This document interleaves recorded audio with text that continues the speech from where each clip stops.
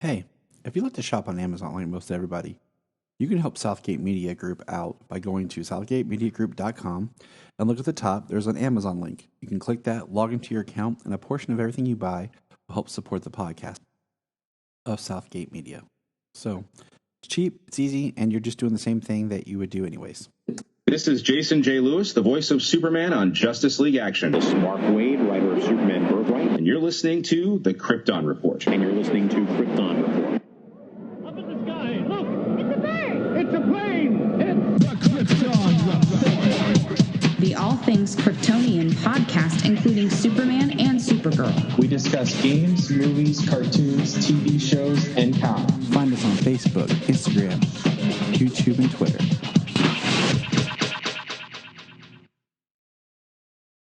It has begun. Krypton Report. Welcome to the Krypton Report. I am Tyler, the man of tomorrow, the Superman of blue, and with me as always, the laughing man himself, James Cole, the man of steel, the Superman of red. Welcome to Mortal Kombat Week. I was just saying, that's why I laughed. I wasn't expecting the Mortal Kombat introduction. I was just like, what could I say? I've decided that one day I'm just going to, all these like conversations we have like before we record or after, I'm just going to record them and then just like throw together an episode called The Stuff That James and I Talk About. Right. Not safe for work. But hey, we got a cool episode of Supergirl to talk about. I got my little Supergirl sitting here with me, and my Superboys next to me on this beautiful Saturday morning here in Ohio. Here in Ohio. Yeah. The land of Superman, but it's been a lot chilly morning in Ohio. Yeah, I mean, I feel like there's been not a lot of news going on. Like, I'm trying to think, like, I'm pulling up my notes here. I don't think there's really been much. I've had a busy week myself, just life in general. But let's see. No, I can't think of anything that's really happened.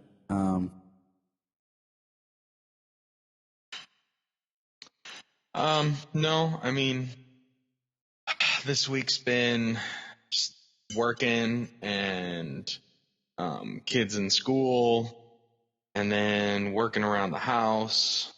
Yep. Life, man. It creeps up on us. I know that they've announced, like, this is one thing. It's not really new news, but like they've announced the home release of the Snyder Cut for the UK, but they've yet to announce the home release for the US. And I'm like, come on, I want my home release product. Like, definitely. I want my 4K Blu-ray sitting on my shelf and no one can take it away from me. Yeah. Well, at the moment, I mean, it's for the U.S., they're not releasing. I'm sure they're not releasing it on physical media in the U.S. to drive their HBO Max subscriptions. Yeah, if people want to watch Zack Snyder's Justice League, they have to get HBO Max. I hope that eventually, because yes, I do want my physical media. I absolutely want it. That means I have to start looking into like region players and how that works, and see if I can get somebody to just ship it to me from England. Right. I have a friend in England. I'll send him some money. So.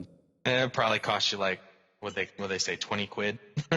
Yeah, I'm not sure on the exchange rate right now, but like I know, like I've ordered Blu-rays and stuff from Canada, like through Amazon before, and they've shown up and played fine. The boxing has like the Canadian ratings and stuff on them, and I'm like, oh, okay, well, that's cool. Aren't they still in the North American region though for that stuff? Yeah, that's why it's like it didn't really phase anything. Yeah. But anyways, we got to get into some menaces. Not the Phantom Menace, but Phantom Menaces. Let's see what they did there, you know? See what they did there. Trying to reference the Star Wars movie. Because, you know, no one ever says, hey, let's watch Phantom Menace. Well, I mean, Unless you're Ray Park. And then they're like, hey, let's watch the scenes of Phantom Menace with Ray Park. All right, let's. I'll watch the scenes from Phantom Menace with Ray Park. Mm-hmm. Those are the best scenes of the entire movie. Yes. They are absolutely the best scenes of the entire movie. And Ray Park, very nice. Awesome. Just throwing that out there. I like the videos. It's like whenever you hand Ray Park a two-sided lightsaber or a staff or whatever, he always does those impressive routines. Yeah. Just off the fly in the middle of a group of people. He's like, hey guys, watch this. What's funny is when I met Ray Park, I wasn't like, oh my god, it's Darth Maul. I was like, oh my god, it was the guy that played the Headless Horseman in Sleepy Hollow. That's what I said to him. I was like, hey man, what's it like being in Sleepy Hollow? Did he? I had no idea. Yeah. I was like, that was where I was excited from. I love I mean, I know, he's Toad, he's Snake Eyes. Darth Maul, he's Snake Eyes. I always joked with Nia when we were at one Comic Con, Carrie Fisher was there. And I was like, man, if I ever met Carrie Fisher, I'd be like, I loved you in Scream 3. It was such a great role. I would bypass the whole Princess Leia thing and just like talk about stuff. Like her Blues Brothers part. Right, where she's the villain. She's like has a machine gun. What's it like to shoot at Dan Aykroyd? That'd be awesome. But let's get into this episode. So, one thing I will say here: Supergirl season 6, episode 3, Phantom Menaces is this. I don't know. Maybe it's because of how this was filmed or when this was filmed, or like this is right after her pregnancy and stuff. Like I'm not sure when they started actually filming. There hasn't been a whole lot. I feel like Supergirl, like her side world has been built up so much that even when I was watching it with Sayla, she's like, "Where's Supergirl at, Daddy?" And I'm like, "In the Phantom Zone." Well, it's like when Oliver and Barry were in prison. Yeah. You know, they always the actors usually sometimes they have other things going on, and I mean that's why they have the supporting casts in these shows. You don't have to worry about the supporting cast to that degree. You have to worry about your main character when you're writing your comics and everything. Yeah. Because, I mean, they're in the periphery. But in a television show, you have to build up that ensemble. And especially when they go for years like this, everybody has to get things to do. And then when your main actor has other commitments, it's like, crap, okay, we've got these other people to bring to work with. And I think my thing is like right now, I feel like we were in such a rebuild last year. I feel like got shorthanded with just John leaving the DEO and having his own like detective agency thing. I feel like has really never got to take off as much. So I feel like we don't really have any side characters right now that I'm really like invested in their story. I feel like so many of the side characters we've used up their stories. There's that I'm just like, okay. Like my most invested character I think is Lena and Lex, and we'll get into that with this episode. So here's a quick summary. Supergirl loses Zor-El in the Phantom Zone, but finds a new ally. Meanwhile, a phantom transforms Silas into one of its own and sets out to convert more humans to phantoms. Lex and Lena continue their game of cat and mouse as they try to trump each other. Dum dum dum. So my first thing is I kind of forgot that it was back to being Luthor Corps and not L Corps. I'm not sure when that happened. If that was just something that was a fallout from Crisis or not. And I realized I really need to watch the end of last season. There's just like little details I don't remember. Me as well. And I'm like, huh?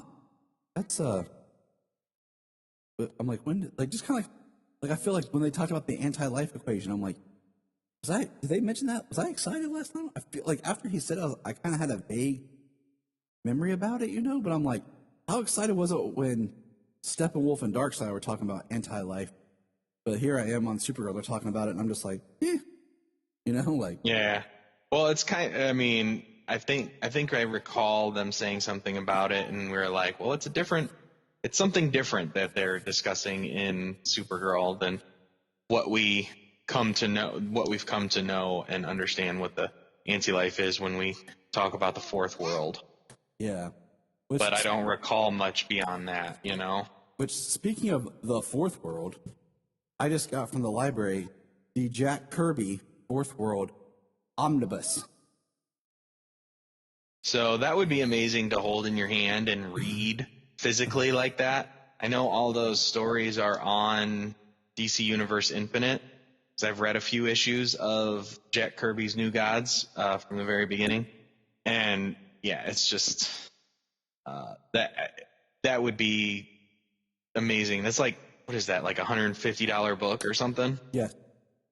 $150 hardcover omnibus. I mean, I can't get to it right now, but I would grab it. I'm buried in my desk. So a number of months ago, maybe even over a year ago, my comic shop had the Grant Morrison Doom Patrol omnibus. And he had it, and he had ordered it for somebody, and he had it on the shelf, but he let me take a look at it, and that's another $150 hardcover omnibus. It's freaking huge, super thick, and it's just amazing to hold that in your hand, and probably looks freaking fantastic on a bookshelf. I want an omnibus. I don't own any. Actually, the one that I really want to buy right now is I want to buy the American Empire. Just because I enjoy that, and I only own the current run and the first trade. So I really wouldn't be rebuying a whole lot with the omnibus. And since it's like a more of a short run type series instead of, trying to collect something, I think a Jerry Siegel omnibus would be a first Superboy and Right. Yeah, that would be awesome. You think about it, you think about how much money we've got in trades and stuff collecting a series. It's like, if we bought that in an omnibus, it would be the same, but it seems a little different to shell out $150 in one go to get the entire thing than it did to collect it in pieces. Just like, we're looking at, we've been house hunting and looking at buying a house, and so we kind of been like packing little things, and like I was like, I'm packing up all my comics and collectibles, and when we buy a house, here's the plan: is to buy one, close to here, so we can move like slowly, but instead of like all at once. That way, we're not overwhelmed with trying to move out, move in type thing, and just kind of taking the after closing up until like our last month in our current home and everything. I'm like, I'm moving all my comics myself. I'm like, because I don't want to hear my dad or my brother or my father-in-law. He probably wasn't as much like, man, these are heavy. What's in here? Comic. Sure, you got a lot of this stuff. This is crazy, Tyler. I'm like, Dad, you collect John Wayne stuff. Yeah. Or my mom says stuff. It's any hobby, I have my action figures and my comics and stuff, and my mom's boyfriend had checked them out and everything, and he's like, oh, I don't get it. It's not your thing, but he does spend a fortune on his cars.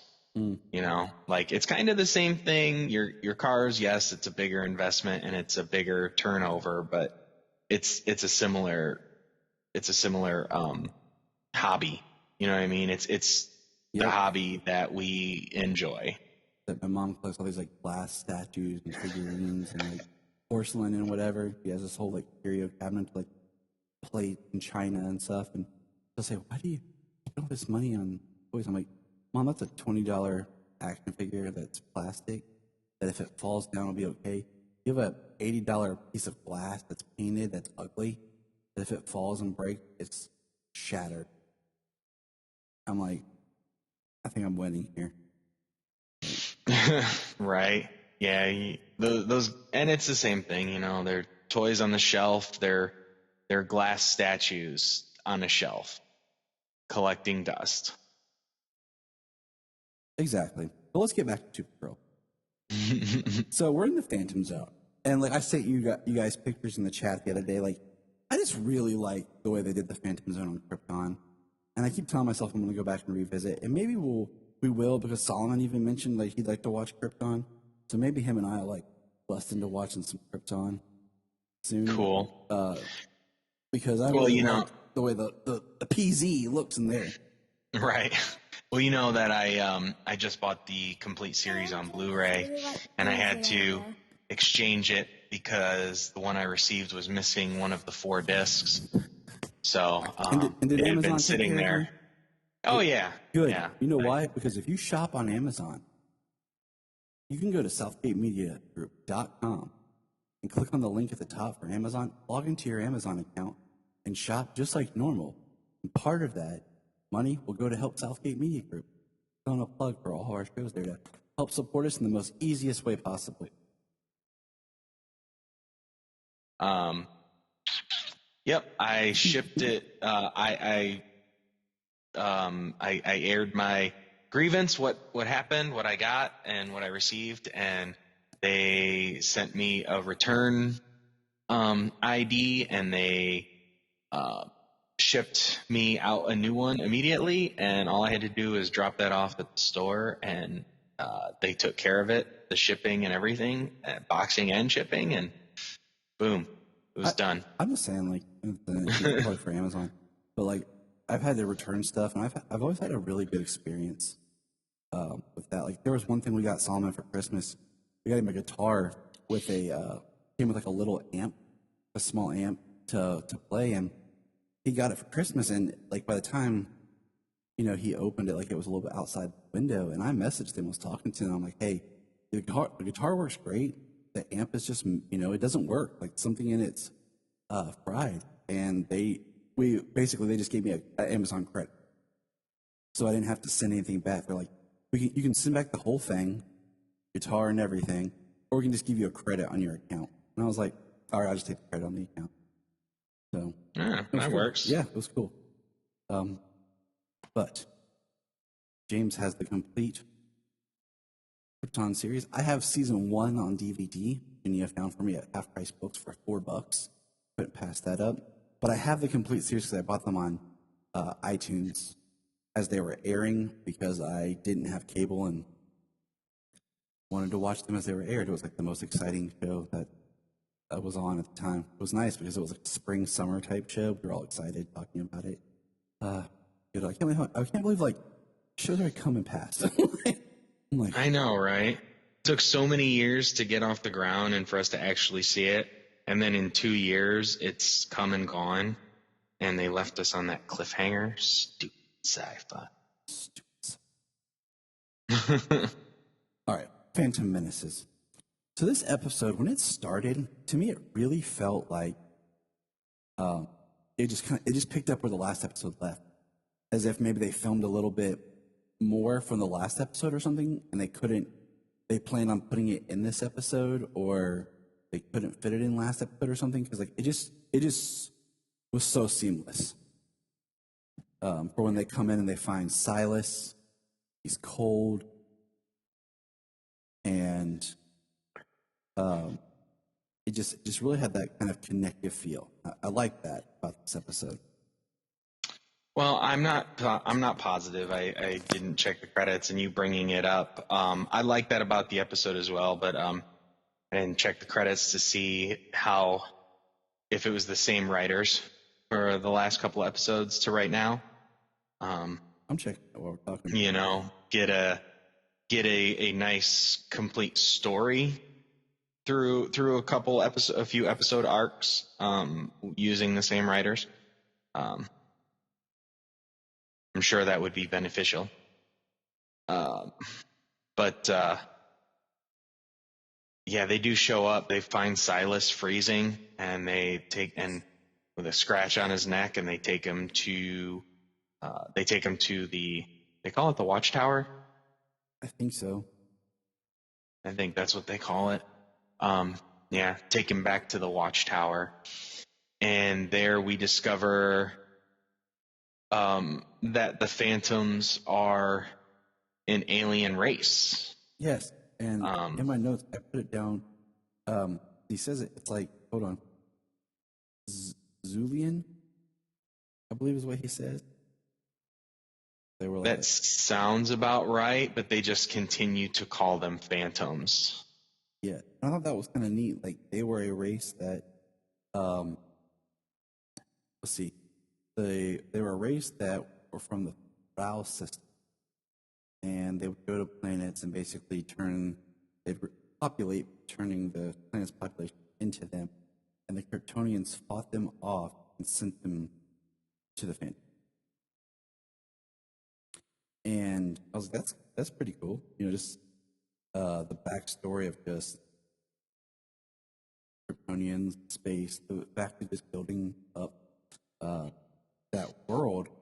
And like we talked about, they didn't seem very like Phantom-like, but I like the alien.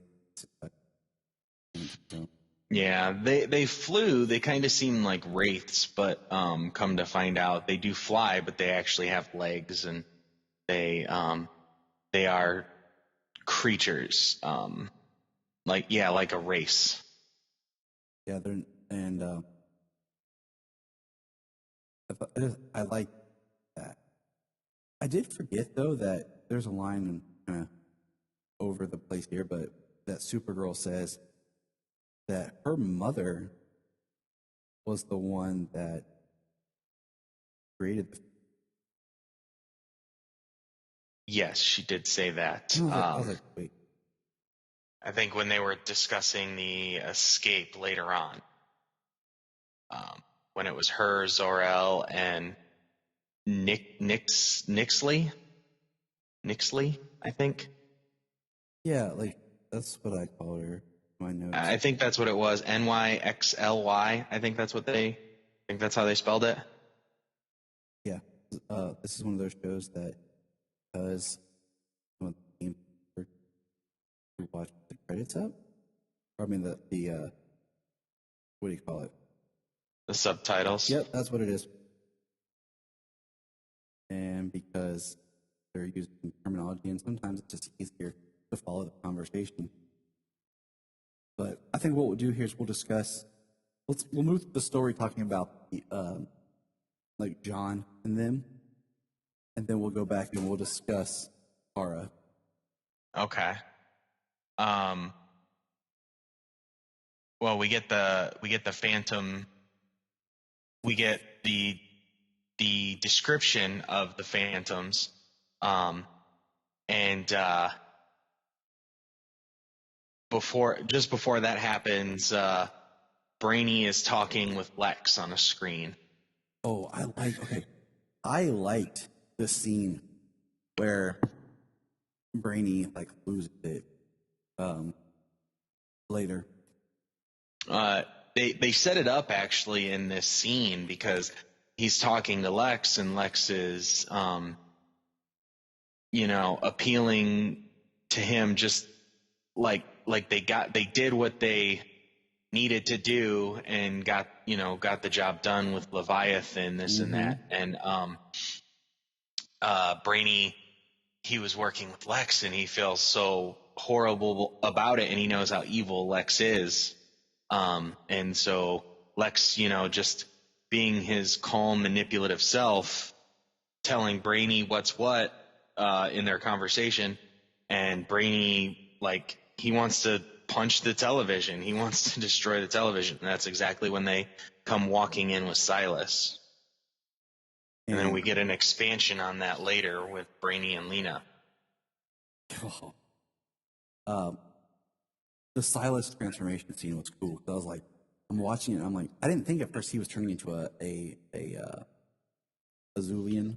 I was like, was he like turning into like more of like a vampire? Because that's kind of where he's supposed to be, is like his race, a planet where the vampire lore and stuff comes from. And then he turned into a race. I was like, okay, all right, that's where we're going. Wait, and it was cool just because it just creates a bigger threat.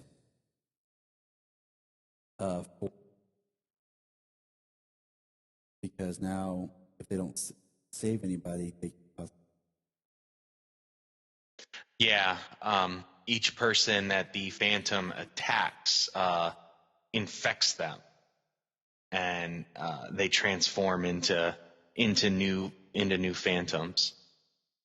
I also really like that John is wearing his suit more, his Martian suit. It's an awesome looking Martian. Yeah, it is. I mean, this is one of those I'm like, yeah. Yep.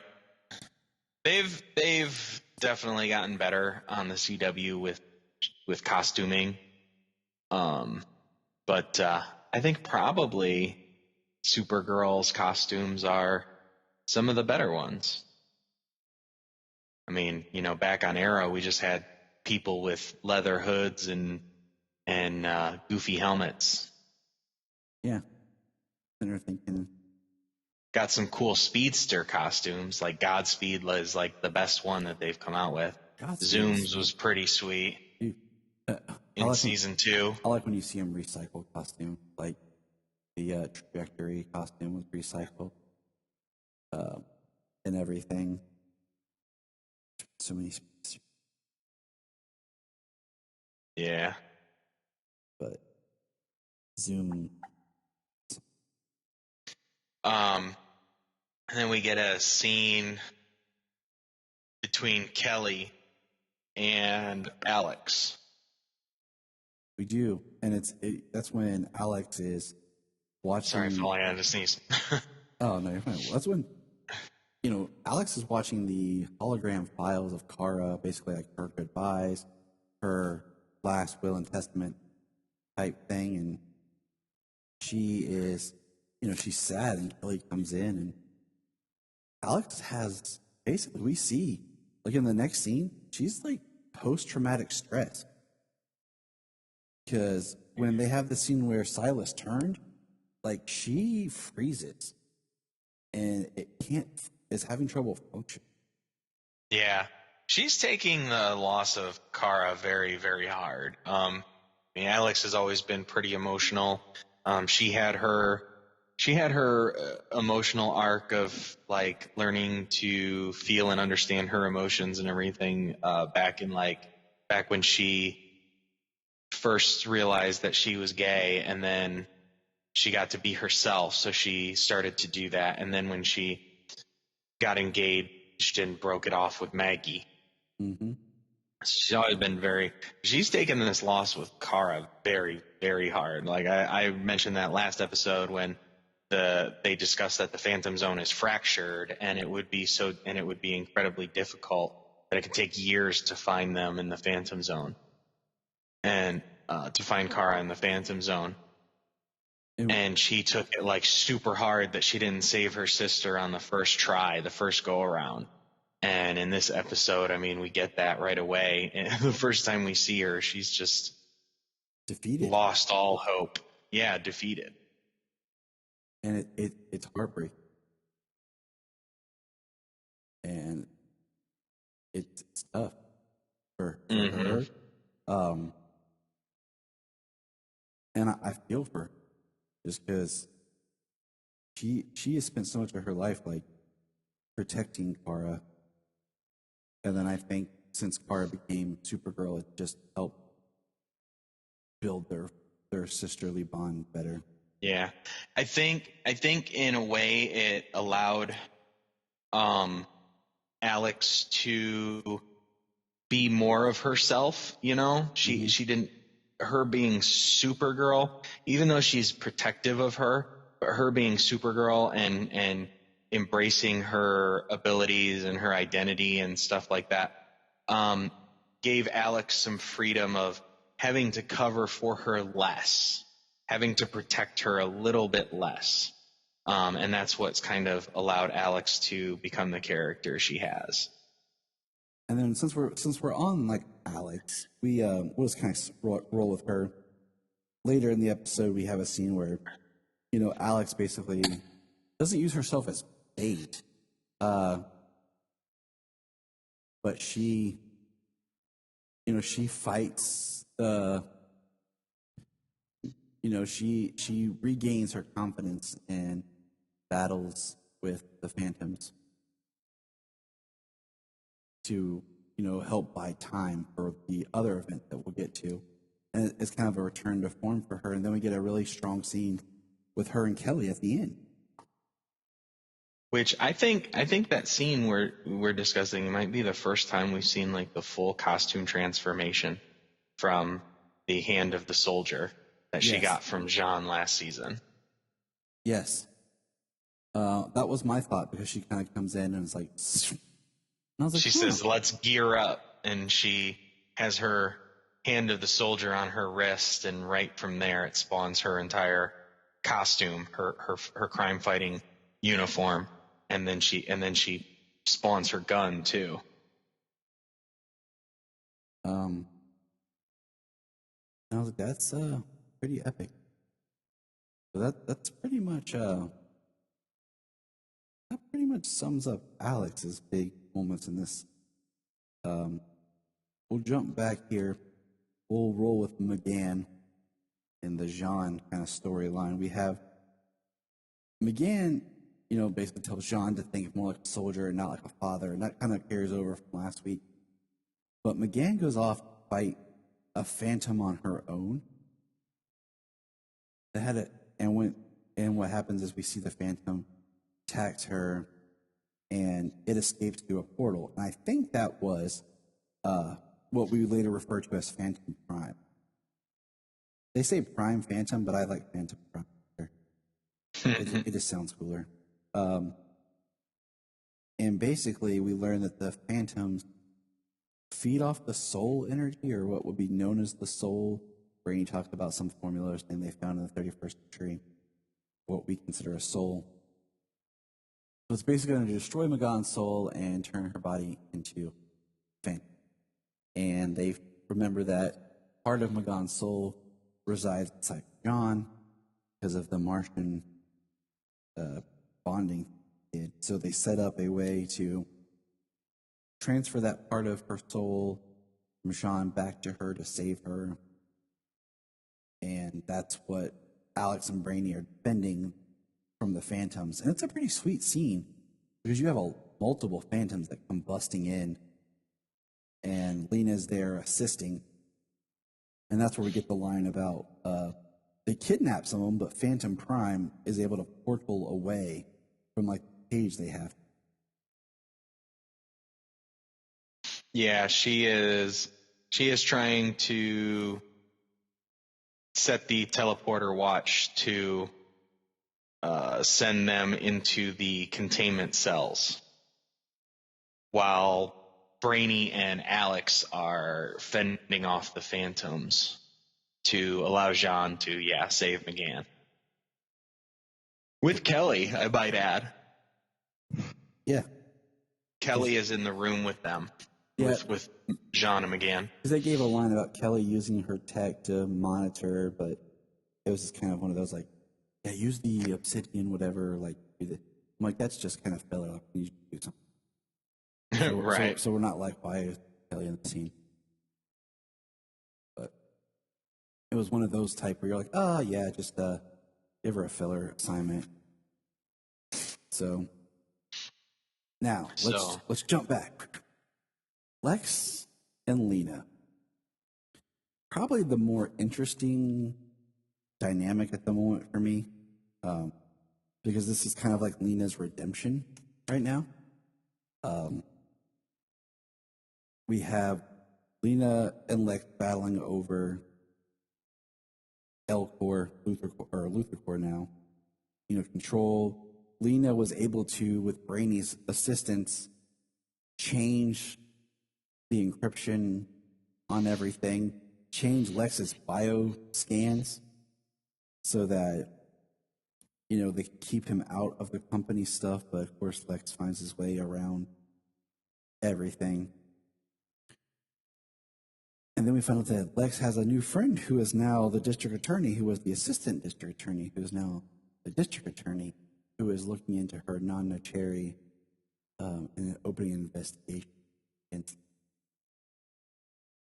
And that is one of Lex's big power plays, you know, against her. Well, he mentions the Lex Foundation or whatever, and Brainy and Lena basically are able, and they drain all of Lex's accounts and donate it to Children's Hospital. So all this money that he has for his faux foundations or whatever, they donate it to a children's hospital. And what does Lex do? Lex sets the children's hospital on fire. Jeez. He mentions he sends Otis. He's like, Otis will make a visit. And man, that right there just proves how dark and twisted Lex is. And then he has it, so it's blamed on faulty wiring, and blames that Lena was the one responsible for all the updates and maintenance to the renovation of the children's wing at the hospital. Yeah, trying to throw her under the bus instead of his power move to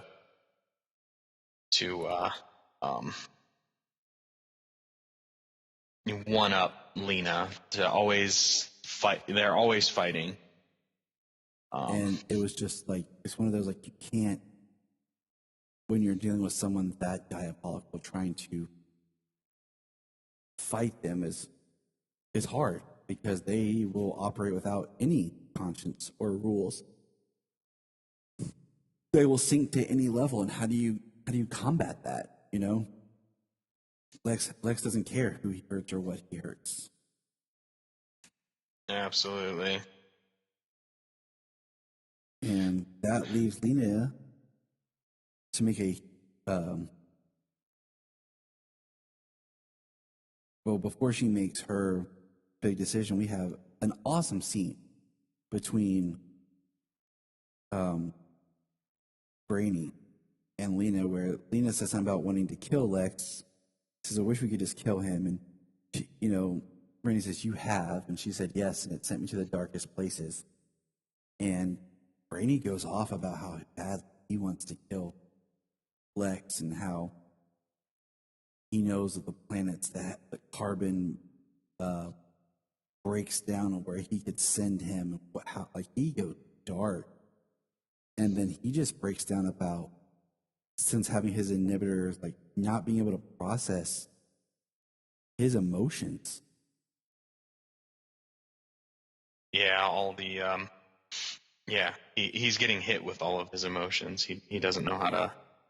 The inhibitors block them, obviously. He doesn't know how to process them, what to do with them. It's like a child learning how to deal with their emotions. Yes. That's why kids have meltdowns and they throw fits and things like that, because they're feeling things they don't know how to deal with, how to process. I get it. I mean, Lex. There are people in their 30s and 40s who don't know how to deal with their crap. Yeah. Yes. I won't say any name. Yes. People.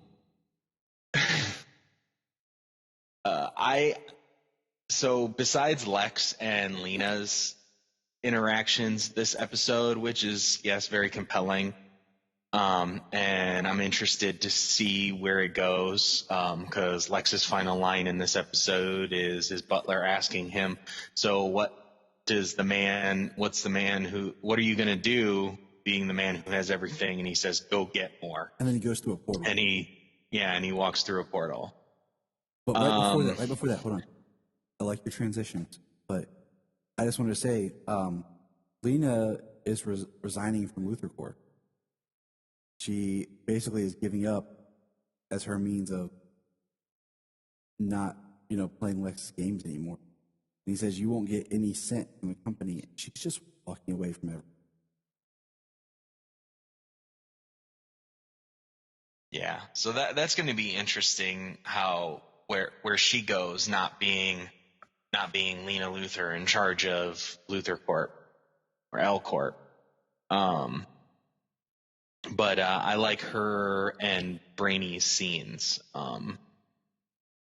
The scene that they have where he's hologram multitasking. He's working in the Watchtower, and he's got a hologram talking with Lena, Which was discussing Lex. which was awesome because I found he's finally become like the Brainiac 5 character that I think of when I think of Brainiac. Absolutely. Took a while to get there. I think definitely removing the inhibitors has definitely given Jesse Raff a new character to embrace. Really open up Brainy from that campy, goofy Brainy he was for a couple of years. I kind of wish they had done this sooner, just because it now it's like you just said, it opens up the actor, but it's like, oh, that makes sense why he was like this. So for all this time that I was kind of like a little hard on Brainy, because I was like, okay, this really makes sense why. Yeah. So it'll be interesting to go back and rewatch the whole thing with a different context of Brainy, being inhibited the whole time as opposed to just being goofy. After we see how things resolve themselves here in our final season. I highly agree, and I look forward to, restarting the series at the first season and work through it. 'Cause I think maybe if we restart at the beginning and I watch the Sailor, she'll dig it a lot more. Right. I do want to point out real quick, Lex, his suit when he first sits down with Lena is awesome. It's an awesome looking suit. Right. Like it looks pure Lex Luthor, but just a good looking suit. And also I want to point out that John has a black shirt that he's wearing, like it looks like Under Armour, but like it has his symbol embossed on the shirt. So even when he wasn't wearing his Martian Manhunter suit, he's wearing like a shirt with his Martian Manhunter symbol. Yeah, that's pretty cool. I'm like, man, branding, bro. Like the logo. Good For job. sure, right? And you mentioned the suits in the next scene between Brainy and Lena, the one you specifically brought up earlier, and we get to talk about now, where he has his breakdown, where he kind of lets his emotions go. Lena says something about how she hates him and how she wishes that they could kill him, but she also says, I hate him. I hate everything about him. She says, I hate his suits. And she, so yeah, she listed a couple of things, and she said, I wish I could kill him. And Brainy says, we should kill him. And do you mean that she wishes she could finish him? Yes, she wishes she could finish him. Fatality. Lena wins. Flawless. Right. That's great. I had to, just popped in my head. Right. I mean, and I think that's going to be, I think Lena's going to have a great arc this season. I think out of all the characters, I think she'll be the one that we can sit back and really be like, that was a great arc. That was awesome.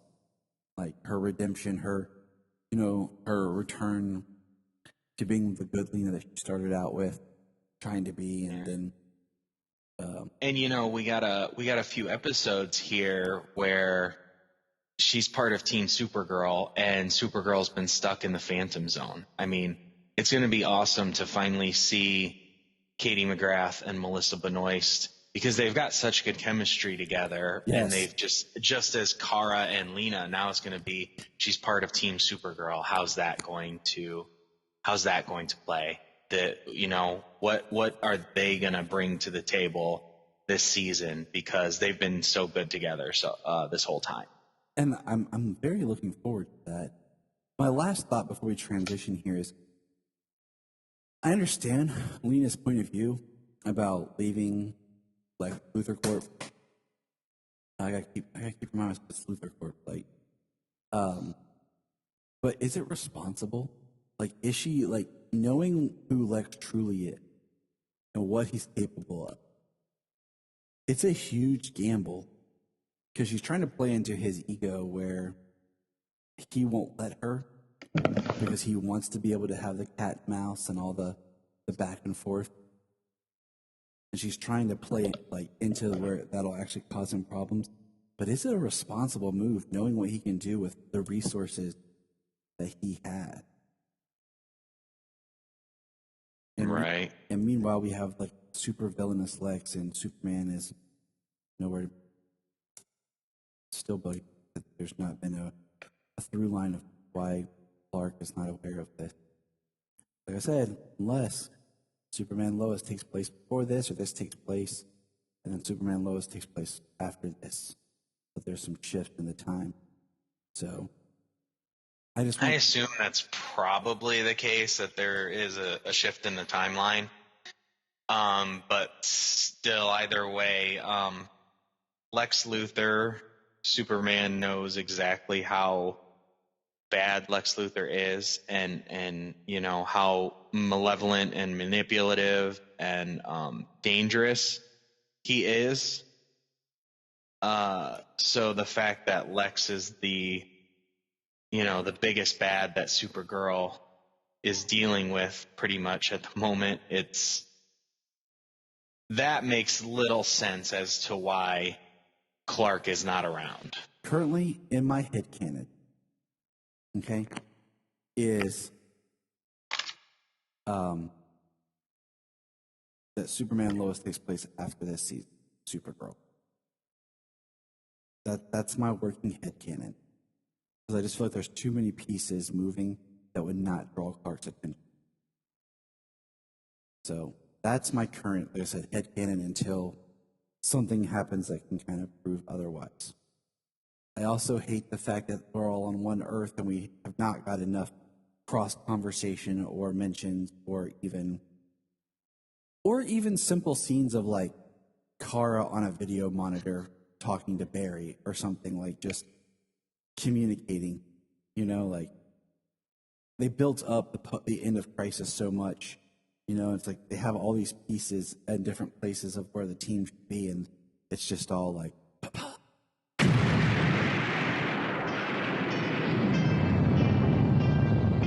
I am Connor from the House of L. And I am Ray from the House of Zod. We are two of the many, many survivors of Krypton's destruction, and we have made our home in Australia, and dare I say, have become Australians, for better or worse. But we have also decided to read Superman comics, read Superman books, watch Superman shows, cartoons, movies, basically everything Superman, and from an Australian perspective as well. Whether you're a seasoned fan, like me, Or whether you are coming in fresh, wide-eyed and wanting to learn more like me, then this podcast is for you. Join us for our bi-weekly adventures available on all good podcast catchers. so just search for Last Sons of Krypton, a Superman podcast. We'll be coming to you from Australia or some cosmic dimension, wherever we are, baby. Up, and away.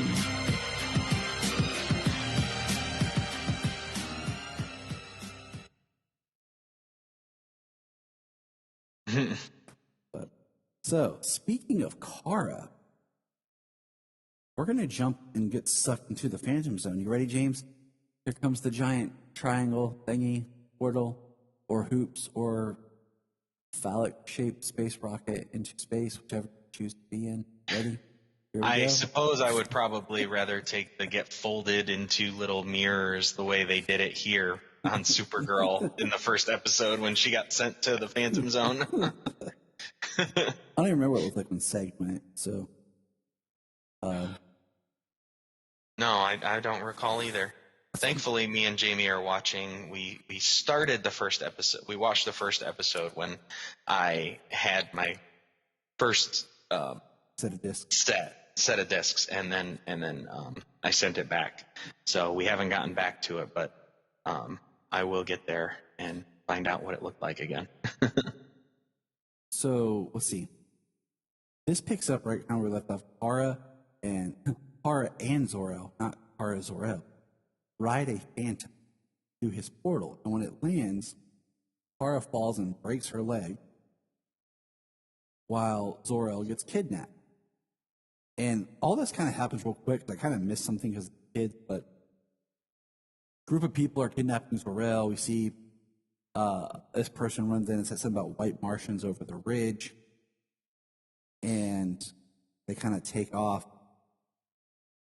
And we end up meeting this person who is helping Kara. And she takes Kara to help her and mentions that she is going to help, her with her leg. They're going to help you fix it because things don't heal correctly in the Phantom Zone, and that Zor-El is to be sacrificed. And my favorite line is Kara saying, "It's okay, I'll push through the pain." Because my thought was, really? Really? You were like, it's kind of one of those things where you're like, I'll go back through the show and watch this. You don't have a whole lot of experience dealing with pain. Like, the kryptonite is like a sickening, poisoning pain. Okay? But like, you have no powers and like, you broke your leg. I'm pretty sure that you would be freaking out. Like, going from like never having pain to all of a sudden experiencing that would be a shock to your system. So for her to be like, I'll push through the pain. I'm like, look, I know you're trying to be tough here, Supergirl, but it's not really going to help work well for you. Well, she certainly doesn't go anywhere. We know this. She tries to stand up and collapses because her leg is broken. Like, she needs a splint on her leg that we find out Nixley, the fifth dimensional imp who was trapped in the Phantom Zone. Didn't she kill her father? So, what I got, and this whole plot line here reminds me of, and I think it might be, I have to revisit it, like Grant Morrison. It reminded me of like Grant Morrison in Action Comics that kind of fed into later Rebirth of like what Nixie was doing and up to. But she mentions that her father, King, and I didn't get his name, killed her older brother because he didn't want anyone to take his power, and basically banished her here and put a thing on her to take away her magic so that she couldn't take his power, because even then he never thought of her as a threat. And I just put in my notes, like, she says her full name, but I put Nix because I'm not even going to try some of these names. And so fifth dimensional names, the only vowel they have is the Y, and it's all consonants, and you really can't really make a name out of those. And that's the way it is even in Grant Morrison's run when they give a couple of names of some other fifth dimensional beings. The only reason we know is we've heard some pronunciations of Mixie, Nixley. That's why I just leave it at Mixie. I'm not even going to try that. Because everyone says it differently. Like Mixel, or Mixie, Spitlick, or I just say Mixie Spitlick. Yep. Like a few different pronunciations we've heard. And then we have Batmite. And then we have Batmite. and what, Larry? Robin's fan? Yeah. I'm like, I think they just, they were like, you know what, I'm just going to adopt the name Batmite. Sounds good. Yeah. As opposed to a fifth dimensional name. I'll send you mine in a little bit, but I think my fifth dimensional name would be. Oh, yeah? Yeah. I have fun pronouncing it. It's a lot of T's, X's, and L's, and R's. Nice. I'm just going to basically slam on my keyboard, and then if I see any vowels, just cut them. That's what it'll be. And that's how you will address me next time on the episode. Oh, okay. Well, I'll have to practice that, so make sure you send it early enough. We know that we've seen pictures from filming that we're getting. What's his name? The guy who played Mixie the last time we saw him. He was awesome. Yes, much better than the freaking pretty boy guy they got for Mixie a couple seasons ago. Yeah, the guy who was like he was the genie on Once Upon a Time in Wonderland, if I remember right, because the actor playing Nixley was also on that show. Short-lived Once Upon a Time spinoff that just didn't work. Oh, okay.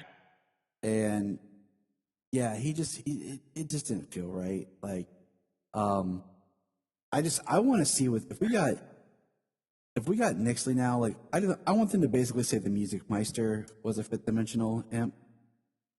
Like, that's what they said. That's what they said back in the did they? In the musical episode, yeah. Okay, I couldn't remember. Yeah, he was fifth dimensional.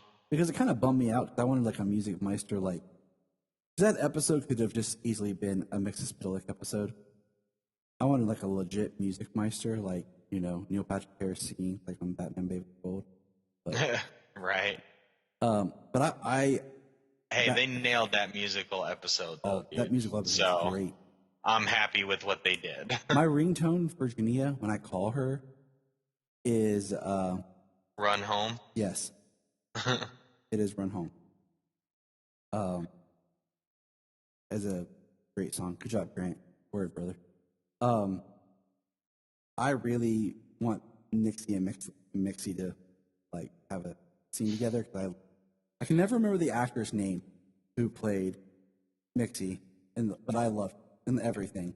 Like, oh yeah, he's hilarious. I mentioned to Brian the other day when Brian made a joke, and I said to him, I'm like, I was like, have you watched Harold and Kumar 3 with the baby who gets on crack? And he's like, he starts laughing. He's like, no. And I'm like, oh, man. Oh, yeah.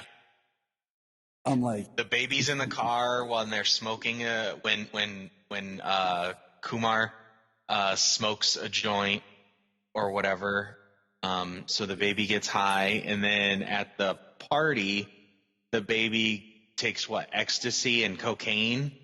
Yep. Or something, and the baby's like literally crawling on the ceiling. Yep, and that's what I was like. Yeah. Thomas Lennon, that's what it is.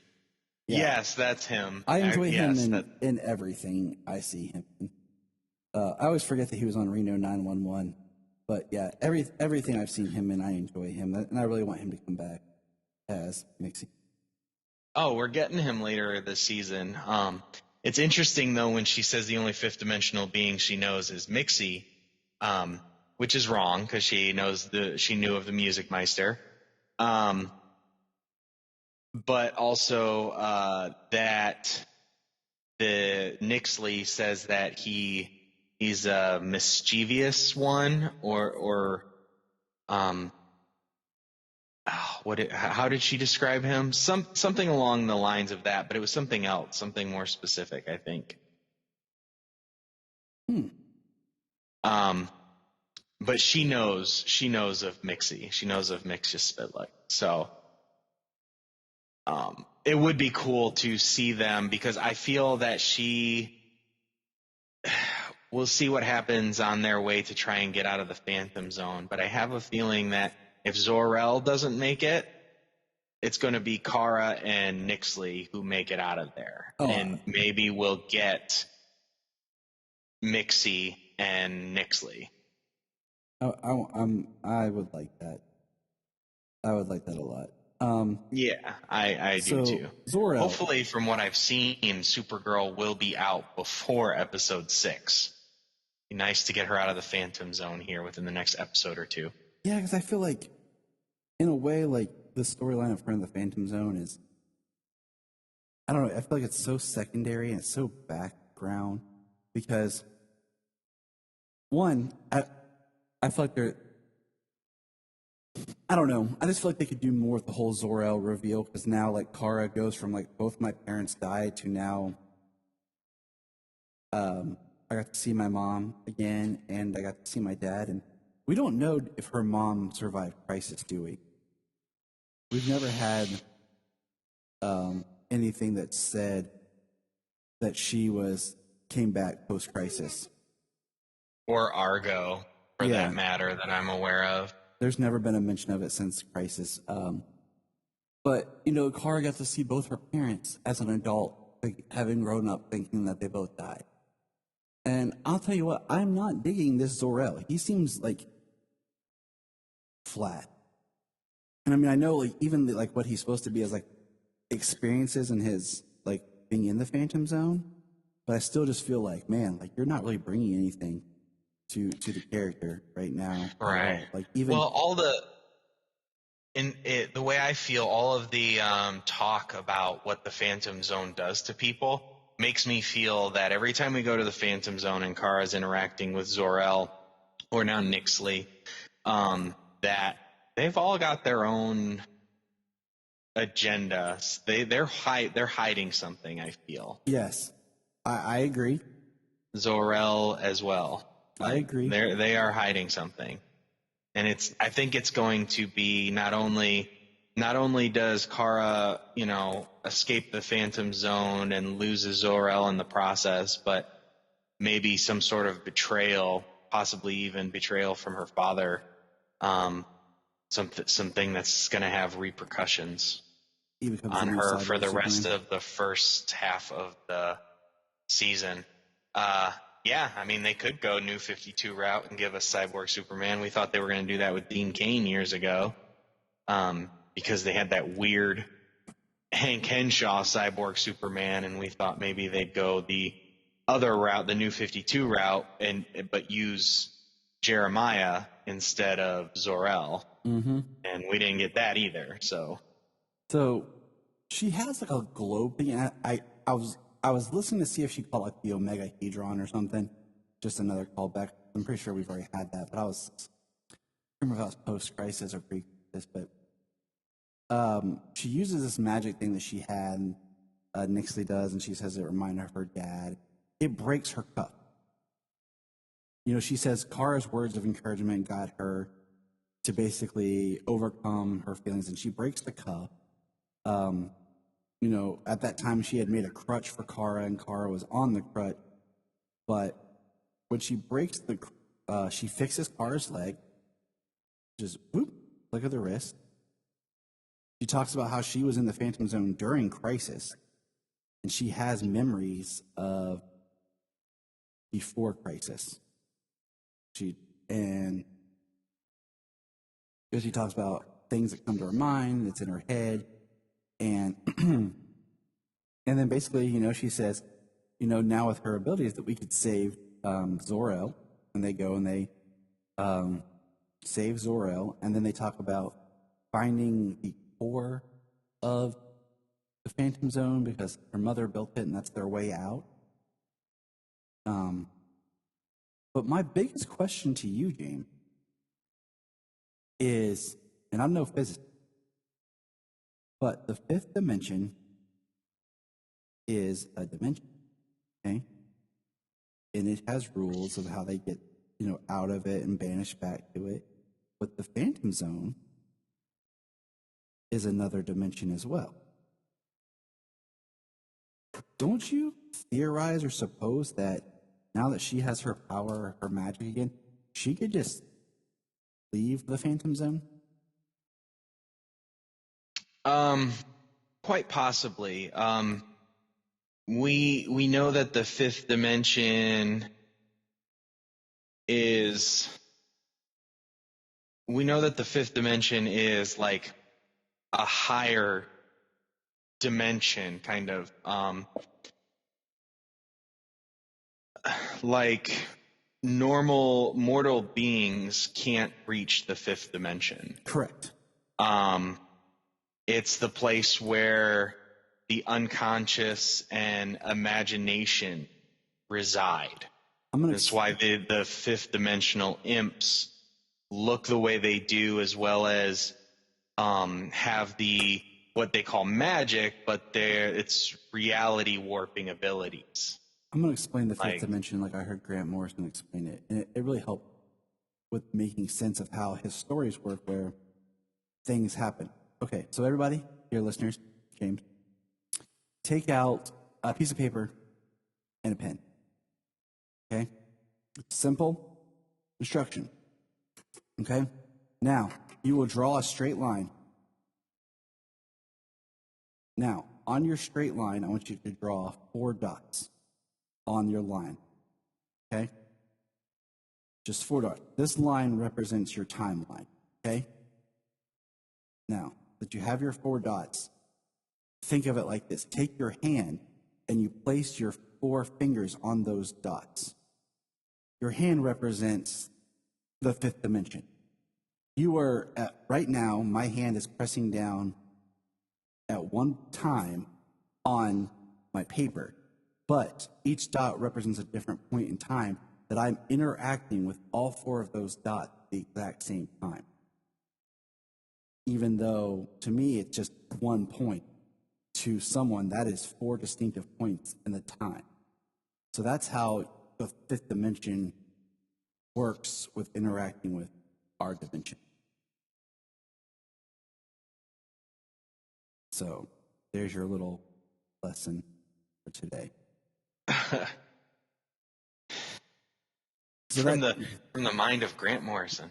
I mean, yeah. I mean, it makes sense. As crazy as it is, it makes sense. It was explaining at the time I was listening to him talk was more about when he was doing his Action Comics run for the New 52 and stuff, and he was explaining how the events and took place and how things happened and changed and all of this. And then I kind of feel like rereading some of that run just now that we have Nixie in the storyline. But so yeah, that was Phantom Menaces.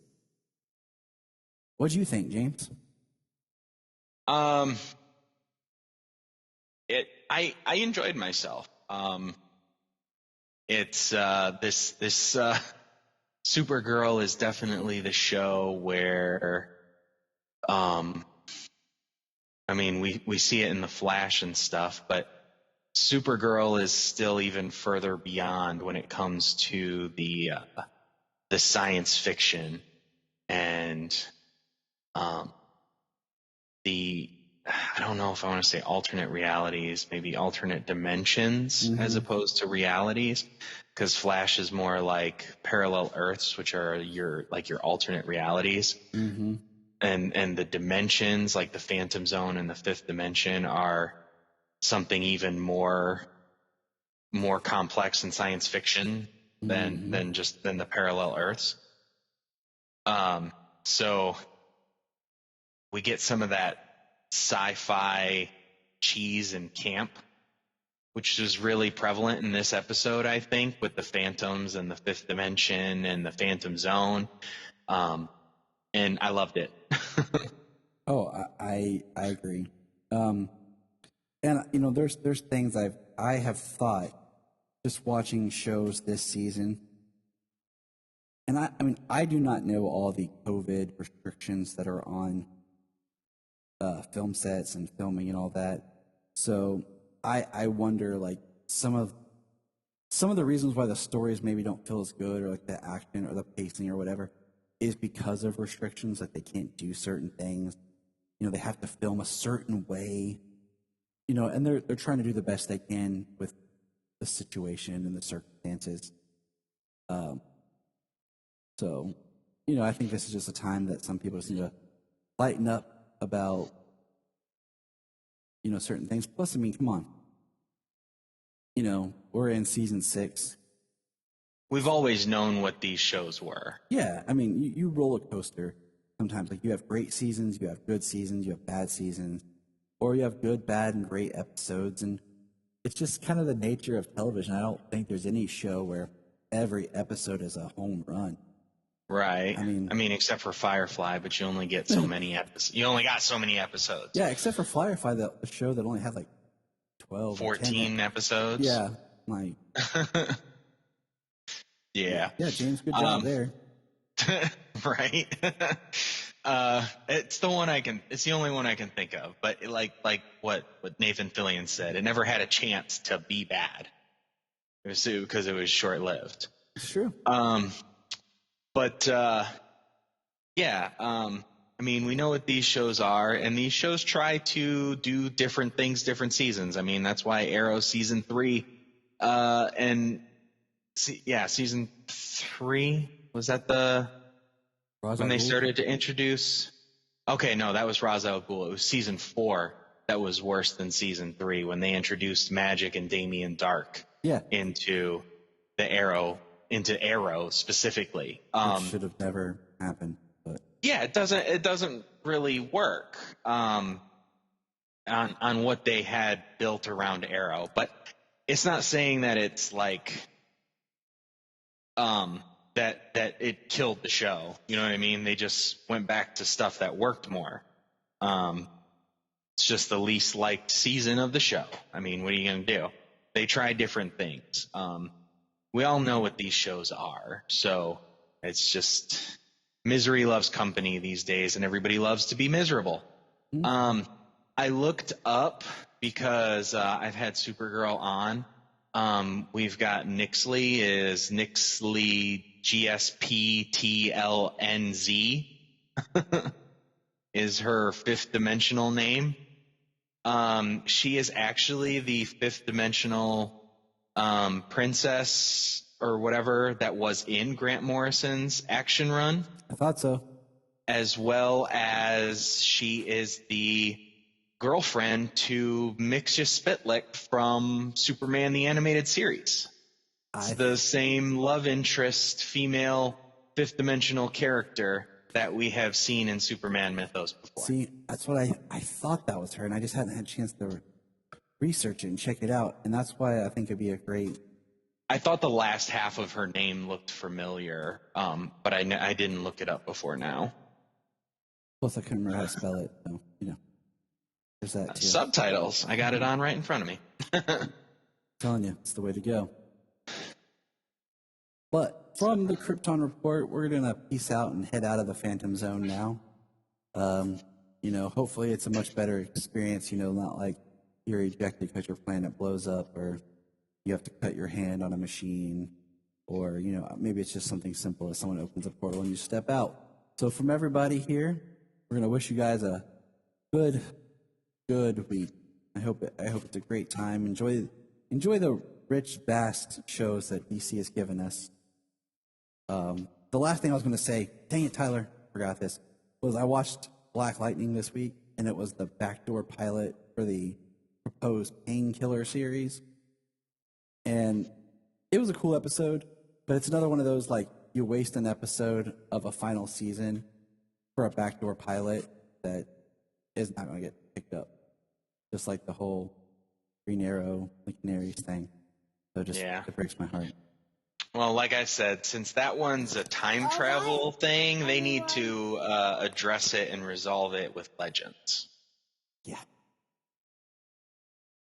You know, you waste an episode and you set up something like this is a connective thing. Give us the resolution on Legends, a show that can actually go to that time and fix something. And yeah. Yeah, and I think that should be a thread they should have addressed. That was a pretty glaring issue that you were left because it involved some of the characters we were dealing with. But, yep, I just want to throw that there because I forgot that I wanted to mention at the start of the show. Because sadly, it feels like in a lot of ways, the big Arrowverse is winding down. And, you know, hopefully that's not true. We do have, you know, Stargirl and Superman and Lois, I think, are really carrying the torch, and the other shows are kind of just existing and continuing. All right. Flash. Well, maybe they need to step away from the crossovers and everything being so connected for a short time to let everything breathe. Maybe in DC, we've had a lot of up and downs, and there's a lot of different divisions that have a lot of different pieces moving over there, and it's been a mess for a long time. Maybe we just need to let things breathe a tad, experience what comes out, and see what happens. Hopefully they're not throwing spaghetti at a wall and seeing what sticks. You hear that, DC? Everybody speaking the horse's mouth himself, James. He says, "Just let it breathe, guys. Let it breathe." And that's what we agree on. Everybody, take a deep breath. Let it breathe.